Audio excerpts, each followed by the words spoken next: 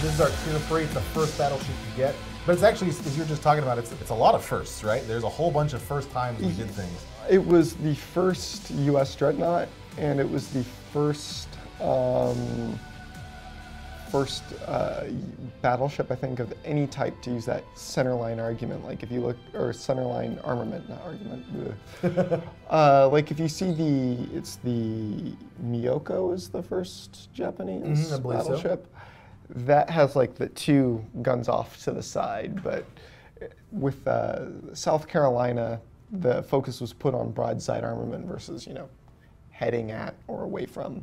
So they wanted a lot of guns that they could turn broadside. And you save weight and space, and you can do a lot more by not having to worry about these 2 extra turrets from the main battery on the sides. Of course, it means that you lose forward firepower, but ideally, you shouldn't be in a position where you're having your T crossed anyways. And what they call this, was it super fire battery position, right? Where they're super on top of they're on top of each other, basically staggered.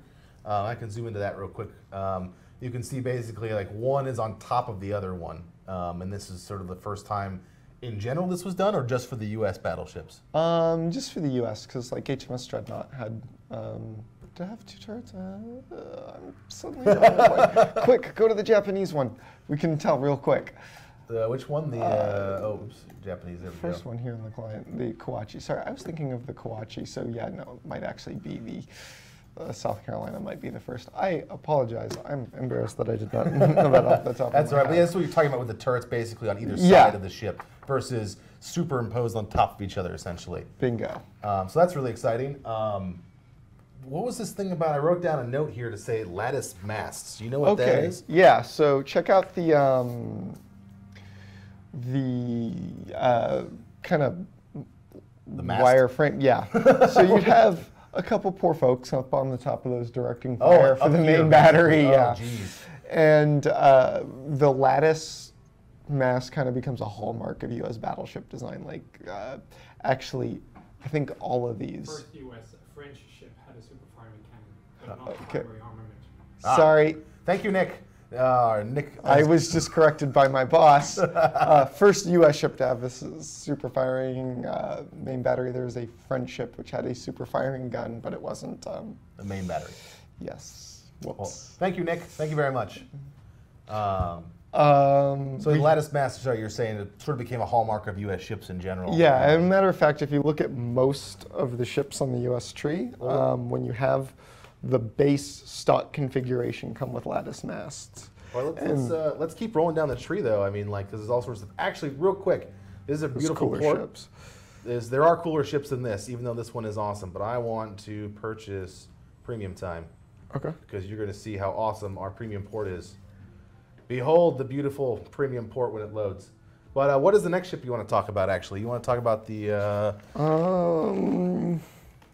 Let's go with the Arkansas. All right. It's a pretty cool ship. Oh, sorry, it was originally the Arkansas. They renamed it to its class name, the Wyoming. Sorry. Let's move over to that. All right, let's jump over to Wyoming. So, okay. So we see the lattice. Turrets? Yeah, and it's the first of the U.S. Battleships to carry 14-inch guns. Instead of South Carolina had 12-inch guns, I believe. I can look that up right here. Artillery, main battery. Firing range. This firing range. 305 millimeters. So. I can't do the math on that. But yeah, like 11. 12. I think it's 12-inch guns. 12-inch guns. Yeah, it's about that size.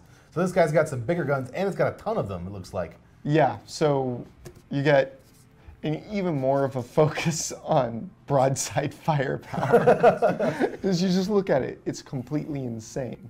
And you see again the lattice masts. And if you upgrade it, can you? That I can. I can go to modules here real quick. Yeah, I have the base setting for all of these guys, or the base setup. It's cool to watch. We can kind of show the evolution here. They get rid of the lattice masts. Oh wow, yeah, they are totally gone. And they go for kind of more the Royal Navy style armored tripod. That's this piece right here you're talking about. Yeah, and there's one forward as well. With its own fire director. And the other cool thing about the U.S. battleships is that they radically changed their appearance up until about tier 7 through the Colorado is the last one where it really looks different as you upgrade its armaments. The main thing that's significant about the Wyoming is that it was first battleship to have the 14-inch guns, and that remains standard until the Colorado. And it's truly ridiculous. Yeah, it looks like a really fun broadside armament. Yeah, it looks like it's going to be really fun to play. I have not played it yet. I haven't played the Wyoming yet. Not yet. I played that one a little bit. I skipped the South Carolina for some reason. I jumped in at tier 4, and I played it, and it's a lot of fun. It has so much firepower. And the thing I really like about these turrets, and I don't know if it's specific to these type of guns, but they feel very accurate for just the double shot turrets, as opposed to some of the bigger ones that you see later, like the Iowa and the Montana. They've got the big 3 turrets, but I was firing at maximum range, and sort of like a shotgun blast. It wasn't really like, I don't know, accurate really at any sort of range, where I felt like this one was a little bit more accurate with the 14 inches.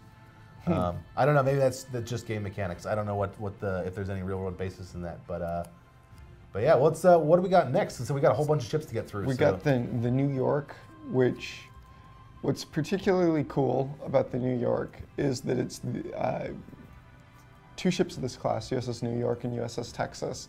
And USS Texas, I'm sure as many of you know, is the only dreadnought era battleship preserved in a museum. And so you can go to,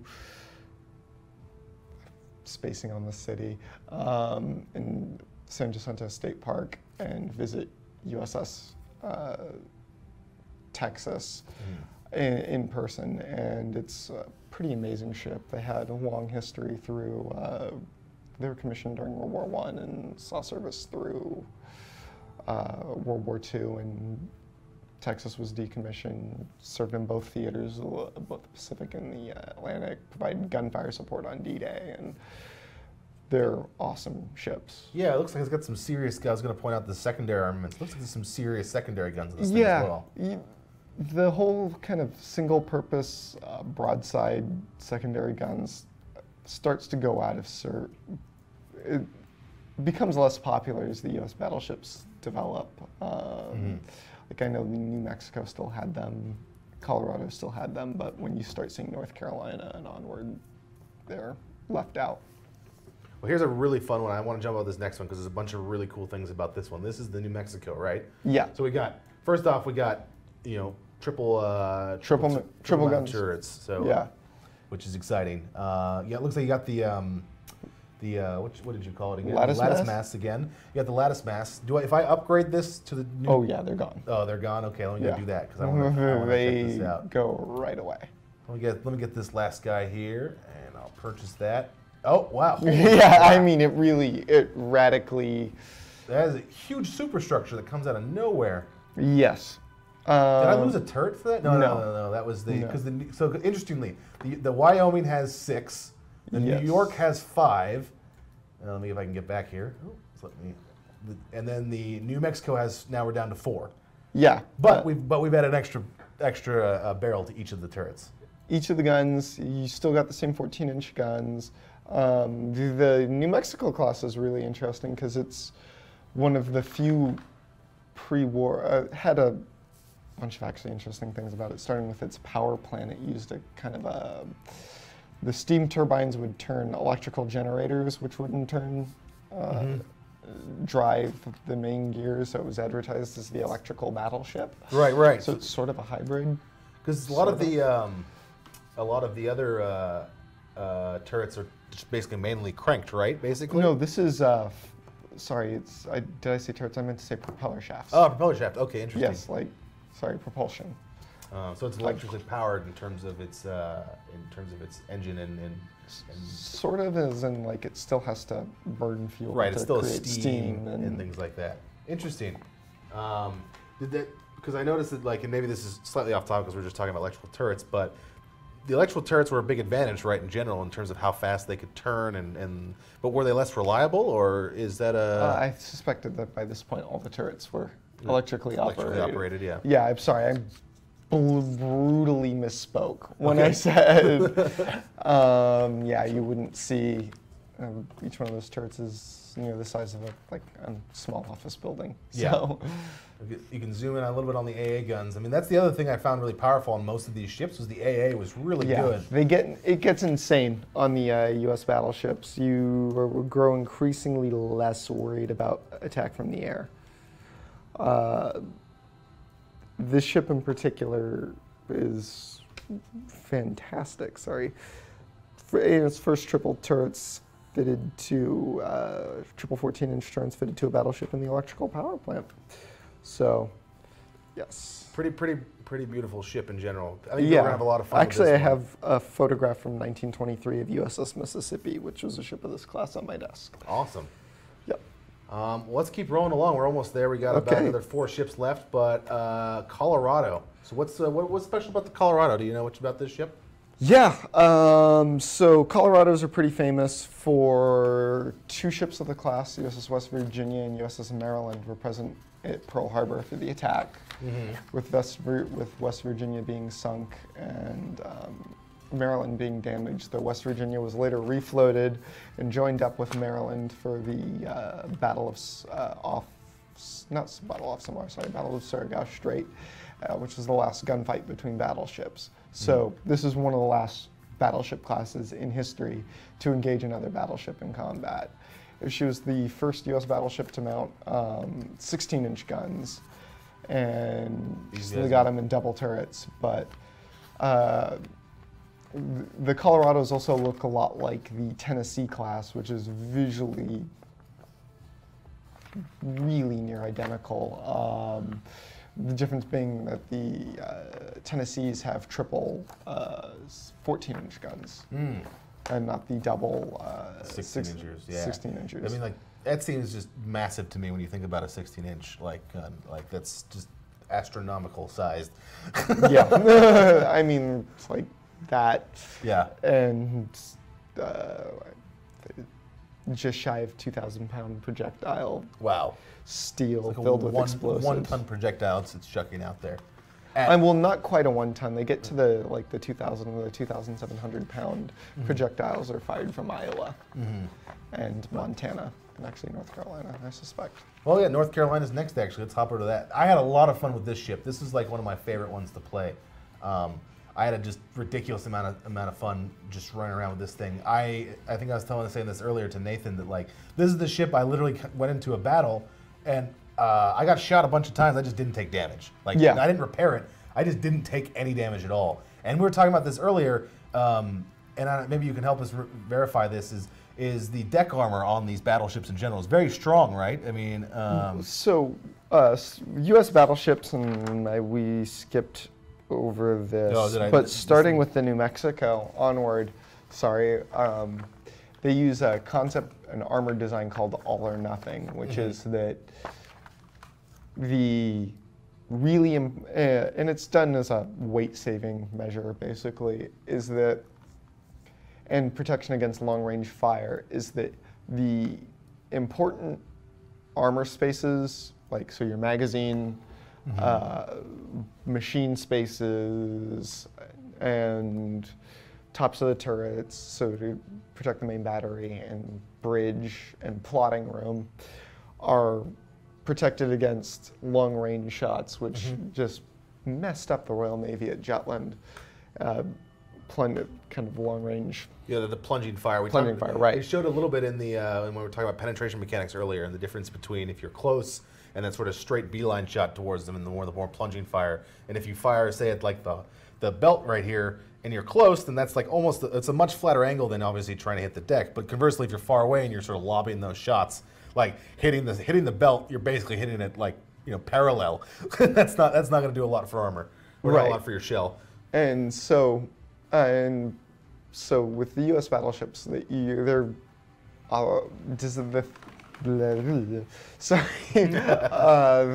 optimized for kind of this long-range dueling. I was shooting at another Montana, and we were just bouncing shots off. It's kind of funny. North Carolina was after Colorado, which was built in the like the late 19 or the early 1920s. North Carolina was the first battleship to be commissioned in almost 20 years with the U.S. Navy. And as you can see, it's a radical departure. It's, you see the dual-purpose 5-inch guns. Is that the little guys on the side here where we, actually I can probably just pull those up. Yeah, it'll be under AA guns. Yeah, 127. There we go. These guys. So you see them on the destroyers. They're on the Atlanta. You've got this emphasis on speed, on speed, anti-aircraft armament. They're light. They're comparatively light for a battleship. Yeah, I was gonna say. It's a battleship, so it's still. I'm gonna take issue with your idea of light, unless we're talking about black holes and suns at this point. Yeah. So compared to an Iowa or a even the subsequent South Dakota was light, but like they had trouble cramming everything in this relatively small platform for a battleship. Yeah. But they found a way, and it kind of came at the cost of anti-torpedo armor, which is a weak point in actually most of the U.S. battleships. So are they better? So they, like, say, take Japanese, right? I was mentioning as well, is the deck of the Japanese battleship is just as strong as the American battleship, or I feel like they were a lot weaker decked. It depends. A lot of the Japanese battleships also use the all-for-nothing scheme. Yamato being the most famous example of that, right? Because it's the most famous example of anything that's a trend in Japanese battleships. But I'll say, like, there's a contrast in terms of play style. The U.S. battleships feel much lighter on the controls than the absolutely. Japanese I really felt like do. I could maneuver a lot easier, and my turrets would spin around a lot quicker. There's a reason for this. Starting with North Carolina, she used a twin rudder design, which made her very maneuverable. She used had 4 propeller shafts turning 4 screws, which made her very reasonably fast. I think it's 27 knot top speed and They went for above 30 and didn't quite make it. Vibration difficulties. They're such severe vibration, they were limited to 27 knots maximum operating speed. So we just got a few minutes left, so I want to make sure we get to the last 2 and then maybe jump into a game, because these are really awesome ones. So the Iowa, is this our only still serving battleship? They're not still serving. They're the longest serving. They were decommissioned in the early 90s. Oh, okay, great. So they're serving up until very recently then. Yeah, comparatively. I mean, they were the last battleships to ever see service. So they're also the only class of battleship of which every ship in the class was preserved. So you can go to Pearl Harbor and see one. You can go to Long Beach and see one. You can see one in Norfolk, and you can see one in Camden, New Jersey. And that's Missouri, Iowa, Wisconsin, and New Jersey. And so... Waiting for Nick to come in here and correct you. Wait. No, he didn't. No, that's what I'm confident of. I did a whole list. And they were recommissioned in the 1980s, and they were given a modern armament. So they were given Tomahawk cruise missiles. I think they had Harpoon missile launchers on them. They had Phalanx guns, Sea Sparrows, all sorts of advanced They could carry Seahawk helicopters. Well, I mean, it's such a huge ship. I mean, just looking at it, like, if I go back to the port here and pull out a little bit, you can see, like, just the sheer amount of deck space you have, like. One of my earliest memories as a child was watching the Iowa and the Missouri come back from Operation Desert Storm. Yeah, I got the thumbs up, seal of approval. I was right. But yeah, it was my earliest memory. One of my earliest memories is watching the Iowa and the Missouri come back from Desert Storm and getting to walk around the Missouri with my dad. Wow, that would be ridiculous. So they have a soft spot for just childhood nostalgia factor, and they're beautiful ships. Yeah, they are very beautiful ships. I want to jump onto this last one and then maybe jump into a battle while we talk about the Q&A. Yes. Let's talk about this guy real quick, because it's basically an Iowa, right? But bigger with more armor and an extra gun in the main battery. So what happened with the some person in the Navy, whose name I don't know, looked at the Iowa and said, "This is good, but what if it was bigger, had more guns, and more armor on it?" This is the very American way to go. You know what? That's cool, but I bet I can make a bigger thing than that. Well, and there was a reason for it, was that the tradition of armoring battleships is to bounce or be able to block the same shell that it fires. Right. This is a good rule of measure. So these guys fire those big 16-inch cannons, right? Yeah, they have a 16-inch main battery. The same, the 50 caliber gun versus the 45 caliber gun on the North Carolina. So same guns as the Iowa. But what happened is that they developed that 2,700 pound shell I was telling you about. And substantially better penetrating armor, I imagine, at that weight. yeah, neither Iowa nor North Carolina could protect against the shell. Totally. So this became the new standard of measure. And to use another sense of comparison, it's the equivalent of being able to block a 500-pound bomb dropped from an altitude of like 20,000 feet. Which, by the way, if you're dropping an armor-piercing bomb from 20,000 feet, as a cursory glance at naval history will tell you, it's going to miss. Yeah. Like it's an unrealistic expectation, and yet with Iowa or with Montana, they said, no, what if that happens? What if, and would probably protect it very well against an 18-inch armor-piercing shell. So it was never created, right? So we never got actually a chance to see one of these bad boys. Yeah, they. What happened to it was the. Thank you, Clay. Was the U.S. Navy went, you know, aircraft carriers are really the way to go. All this armor has it slow, so whereas the Iowa was bristling with all these AA guns, was fast, 33 knot top speed, and could keep up with the aircraft carriers. The Montana couldn't, and so there wasn't do a battle with this as much of a point to it. And the I'm excited. This thing's so much fun to watch. Actually, I want to switch to a good map. Here we go. You got to go for pure motion on that bad boy. Yeah.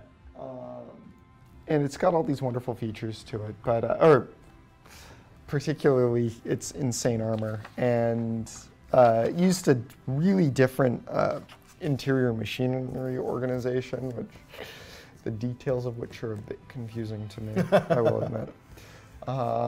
But that same machinery arrangement was saved and used on board the Midway-class aircraft carriers, which will be the, I mean, this is in a developer video, so I can say it, is the new Tier 10 U.S. Navy aircraft carrier. Yeah, that's super exciting. Not out yet, though. It's still not in the tech tree at the moment. I'm excited, though. Those things, they have like, what is it? It's I'll grab these real quick. 18 5-inch guns for any aircraft, plus 84 40mm cannons and 60 some odd 20mm cannons. So really and they can carry jets. And all sorts of good I don't stuff. know if in our game they can carry jets. In real life they could carry jets. They carried jets all the way up to I think they had F-14s on Midway class carriers in the 80s. That's super exciting. Well, I think we're going to transition out of the battleships. I'm going to keep playing this battleship, but I think we should just do our Q&A at the end since we got about 10 minutes left of the show. Okay, yeah. And so let's talk about just some of these questions. And I just was quickly looking through them. And one of them I think we should really just go over real quick. I think it's really great. Is what is the difference between the Japanese battleship and the U.S. battleship in terms of maybe in gameplay, but also just like historically? What was the sort of defining characteristics if you could like break them down into like a sort of basic set of features? So, in terms of gameplay, the U.S. battleships, they're faster. They're more maneuverable. Yeah, my turret traverse is beautiful on these things. I haven't played the Japanese battleships with the new armor. Yeah, I haven't played those either. I'm really excited. Mechanics. I want to hear from some people who've played the Yamato a bunch because I know there's a lot of people who had played that and were complaining about that it doesn't feel as brutal as it should be in terms of armor penetration and stuff. Or sorry, in terms of armor and thickness. Get wrecked. Oh. There you go. See, that's what I was talking about. So I'm firing at the edge of my range and I'm still, like, I get that just massive spread. But my turrets are fast enough to really whip around. I feel like the Japanese battleships, when I played it, I really, really struggled to make sure my turrets were facing the right direction. Yeah, the turrets are faster, the ship's faster, it's more maneuverable. I mean, I was in a match earlier, I was fighting a Mogami one-on-one in North Carolina, and it feels like And it feels like you're in this battleship that's keeping up with a cruiser in terms of maneuvering, and it's awesome. I got some bombers coming in here. I'm going to show you off how powerful this AA is real quick.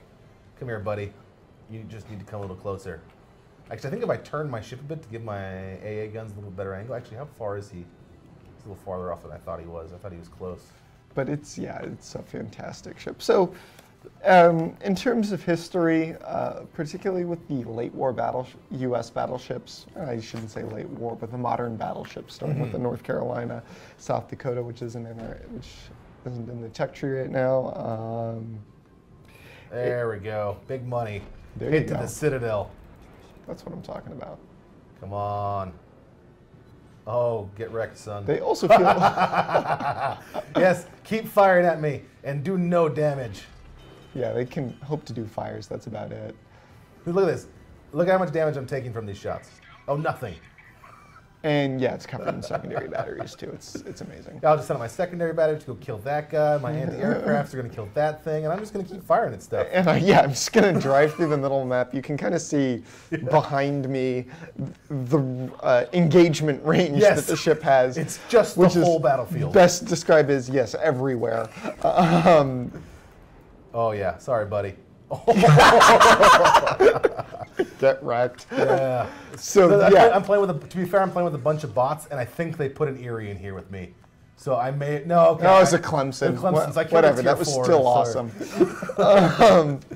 This thing is just fantastic. Sorry, but the more modern U.S. battleships put a higher focus on things like speed and anti-aircraft armament to serve as escort for aircraft carriers. Right. And the Japanese to catch up and keep up with them. And the Japanese battleships did not have that focus. Interesting. Japanese had some really interesting, if not bizarre, theories on fleet engagements where they would also envision. Oh yeah, look at those AA guns go. Encirclements and things like that weren't particularly effective. Or realistic, but all right. Well, I want to move on. I want to move on to that yes. question. We've got a ton of questions here. Another one I saw, which is really good, was do the armor changes in 3.1 help other classes besides battleships? Yes, absolutely. I think cruisers actually get a lot better of at dealing with the destroyers because you really can't do anything against cruisers now. In general, I think battleships will benefit the most, but I think definitely all the classes will see a little bit of bump. As in general, oh no, that's not good. I was not paying attention. Nope. Oh no, disgrace, disgrace. That was. I should have just paid it. Should have just dodged out all of those torpedoes. I could have done that if I had turned maybe 10 seconds earlier. But yeah. Anyway, that is true. It's that.